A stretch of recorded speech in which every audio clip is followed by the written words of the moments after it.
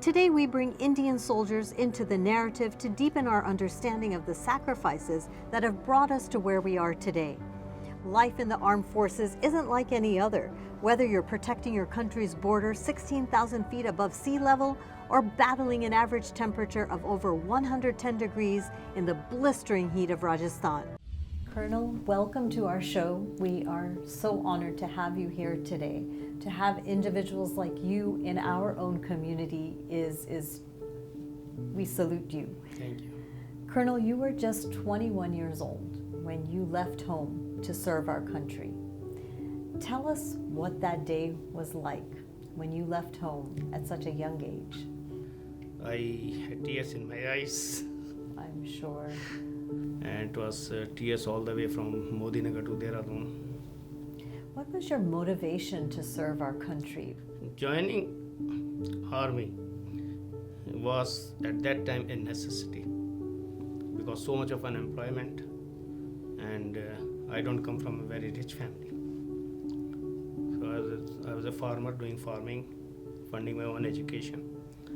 Now, when you were on the field, the soldiers, some of the challenges they faced, high altitudes, cold temperatures, hot temperatures, fears, what were some of the things that were going around you, during these years of service? Our biggest challenge, I would say the most challenging situation in my tenure came in 1992-93, when my battalion was moving out for first real operations that in insurgency area, in one of the worst affected area of the insurgency, where all the infiltration routes were converging into that area. It was high altitude, it was field, and the battalion had not fought since 1977 till 1993. So practically most of the soldiers had not seen the real action. And I volunteered to take the advance party, even though I was the 4IC in the battalion. When I was taking the advance party, I had 3 more officers with me. One of them was a second lieutenant who was born after his father has died. And his mother told me, in Delhi, they organized a little dinner for us. And she said that, "Mere bete ko zinda leke aana." So you had a responsibility. Yeah. Then when we went there, suddenly you go from a peace station, we moved from Udaipur to that place, and everything totally different. The soldiers have not seen that. Most of my troops come from Haryana, Rajasthan and western UP, and we are fighting in Kashmir in high altitude area. It's so cold. Yeah, it is cold, and it is lack of oxygen, especially when you move beyond 10,000 feet. The tree line finishes. So after 10,000 feet, our highest picket was on 14,000 feet, and then we had about a huge area of responsibility that we are supposed to defend. Then soldiers' personal problems. Everybody has a family at home. That time there are no cell phones, so that's the kind of thing. We are living in bunkers. A lot of I wouldn't say the mosquitoes, but a lot of insects within the bunker. It's a kacha bunker, and those are the challenges. When you would go to bed at night, Colonel, what were your biggest fears? I used to just pray that the people, those are out in the field, they come back alive in the morning. That's the only prayer I had every single day. How do you handle death in situations like this where you are seeing it happen all the time? These are people, these are kids who are close to you, who you've worked with, who you've known, who you've you're all one big family. How does everyone within handle? That's the toughest part actually, and being an officer, it becomes even tougher because as officer, as a commander, you're not supposed to express your emotions in front of the soldiers. Everybody has emotions. We are human beings. I was leading a party of about, I think, 20 men, and we were in 8 feet of snow, soft snow, and climbing like this. Every on both sides of the spot that we are climbing was a valley where were the clouds, and it was thunder. And I could see fear in face of every single soldier over there. Nobody was talking. And at that time, you have to create some kind of a light moment for them to take the fear out of them. And I remember it was only 700 meters which took us, I think, about 2 to 3 hours to climb in 8 feet of soft snow. It's difficult, but we survived. Colonel, tell us about one of your proudest moments. That's a difficult thing to I'm sure answer you had because, many, but is there one situation that stands out? I would say one situation is which was a very tricky situation, and I happened to be officiating commanding officer at that time. My commanding officer was on vacation, so I was commanding the battalion in high altitude area. We had a post which was 400 meters below the Pakistani post, and that lateral distance was also 400 meters. So it was like, this is Pakistani post, this is our post. Okay. And we had a lot of good weapons on that post. They reported that Pakistanis have fired 2 shots on them. So that जैसे reported, बोला साहब इन्होंने fire किया करके, तो हम क्या करें? मैंने कहा कुछ मत करो. So after about 2 hours, they again fired 2 rounds, 3 rounds. So I told them, okay, don't do anything. And they said, though, the soldier saying that CO Saab is, I think, showing cowardice. We want to fire. During the day when they came out, they stopped firing. I said, now you are going to take the data of all the Pakistani bunkers on their forward slope with HMGs and everything. And data should be done so that in the night we can fire accurately. 7 o'clock, around 5 o'clock, 6 o'clock, I told them, okay, now everybody synchronize the watches. When I say time, it will be this time. Exactly, it is 7 o'clock when in your watch. Everybody will open fire with maximum possible rate of fire that you have in your weapon into those loopholes that you have all taken data. And exactly 2 minutes past 7, it will stop. In 2 minutes, fire as much as you can. They did a wonderful job. The result was, for rest of the winter, our Pakistani friend took our permission to remove the snow from their bunkers. Oh, really? So they knew that the idea was, the reason I'll tell you why I did that. Because we had such good weapons, and what Pakistani's commander was trying to do is trying to find out the location of all those weapons. So if had we fired one weapon at a time, they would have got the pinpoint location of those weapons, and then they would have destroyed them because we are at a very disadvantageous position.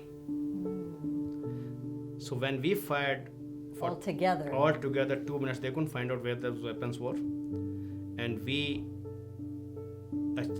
inflicted a lot of damage to them, and they knew the commander opposite side is smarter than you. Colonel, tell us what happens when a soldier passes away during service. What happens to his family? What is the process, and how does his family deal with something like this? That's the very, I would say, unfortunate part. My successor, he wrote to me that after Kargil war, he went to each widows. We lost, I think, almost, in Tololing itself, I think we lost 26 people. And he went to all these families. And he wrote to me that it was shocking that people had no love lost for the family left behind. Everybody's interested in how much money he's going to get and how much of that money they can get into.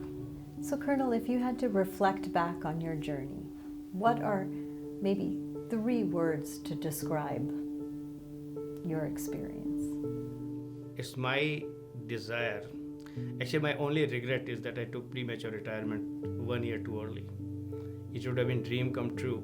I led these people in our counterinsurgency, I would have led them in Kargil war itself. But my desire would always be that if ever there's an incarnation or you take second life, I should be commissioned in the same battalion.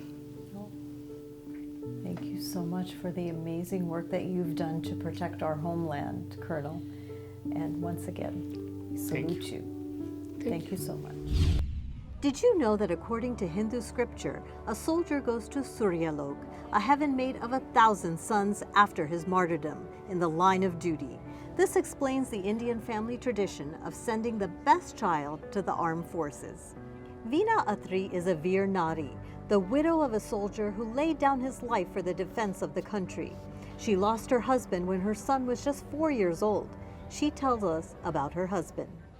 वो बच्चे थे, हंसी मजाक वाले थे, सब कुछ था। तो बस फिर उसके बाद स्ट्रॉन्ग, खूब अच्छी बॉडी, खूब लंबे चौड़े। तो बस फिर उसके बाद बेटा हुआ। इतनी उम्र छोटी थी कि कुछ भी पता नहीं था भी क्या हो रहा है, कैसे हो गया, तो इसका इम्पैक्ट क्या होगा, अब क्या होगा। मेरा बच्चा इतना छोटा है, तो बस फिर उसके बाद इसको स्कूल में डाला, इसको पढ़ाया, इसको ऐसे किया। बहुत मुश्किल से टाइम निकाला, बहुत मुश्किलें आई। रात को इसको जब बीमार होता था सोचती थी किसके पास लेके जाएं, कैसे करूं, अकेली हूँ, कहाँ लेके जाऊं। फिर गली वालों का सपोर्ट मिलता था, घर वालों का मिलता था। तो बच्चा फिर बड़ा होता चला गया। फिर दिमाग में आया कि भगवान ने बुरे दिन दिखा के कभी तो कुछ अच्छे दिखेंगे। बस ऐसे ऐसे सोच के बहुत टाइम बुरा निकाला। Vikas, what are your memories of your childhood? I don't think you remember your father, probably. No, I don't remember. Yes, I don't recall. Yes, as I said, I was 4-year-old, and the only thing that I remember was that she was just after me. She was like, I was her only treasure. Whatever she sacrificed for me, I have to make sure that I do something in my life. And with the God grace and the family of my support, and with her blessings, I've done, it's quite all right. And this is your auntie. This That's is her Actually, it's sister-in-law. yeah, right? sister-in-law. So both brothers were in Yes. the military. Yes. वो मेरी duty थी मैं इसको support करूं, emotionally feel करके कि how she is feeling at such a young age, she is getting so much pain and she has to raise him also. It don't matter how much support you have, but night time when you're all by yourself in your house, there's nobody there to protect you. It's only you and yourself only who's going to protect yourself and your kid. Seema Jagtiani partnered with Colonel Tivathia as founders of Shredda to help the families of our martyrs who gave their lives to protect our freedom. Welcome to our show. We have spoken to some absolutely amazing people today, from the Colonel to Veena ji to Vikas to his Taiji, about life in the military, life for wives who are left behind, and I think that is the motivation for you, Seema. We here living in the US want to give back to our homeland, and for those who have fought in the war, but also their families who are left behind. So tell us about Shradha. And we want to make sure that that money is going to the people who actually need it. And that was one of the reasons why I went to those areas, to see how it's happening and what's happening and what sorely shakes you. It's young women, especially when they're Sipahi level and they lose their husband when they're 21, 22, and they're left with 3-4-year-old kids. And India is my birthplace, and I thought, this is the best way to pay it back, because so many soldiers have died in the war and gave their life for country. So I decided to join there. So are you in touch with some of the families that, are you in constant touch with them just to kind of track their progress and to see how they're doing? right, yes, we do. We try to be in touch with them because it's not just a one time, it's continuous life. So when we take it upon ourselves, a commitment to help them. We want to help the kids till at least they are in high school.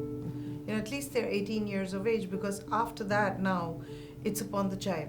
Right. If And he then is they have good- sustainable skills, Absolutely. right? That they can continue with. They can and it's continue not- with their life. So leaving them midway is basically neither here nor there. So we basically try to take a child up to the end of his school career. Life in the armed forces isn't easy. It's a new challenge every day, and the challenge isn't just from the enemy, but from nature too. You're far away from your loved ones, fighting for life every single day. But it's the spirit of these brave men and women and their undying love for their country that keeps them going.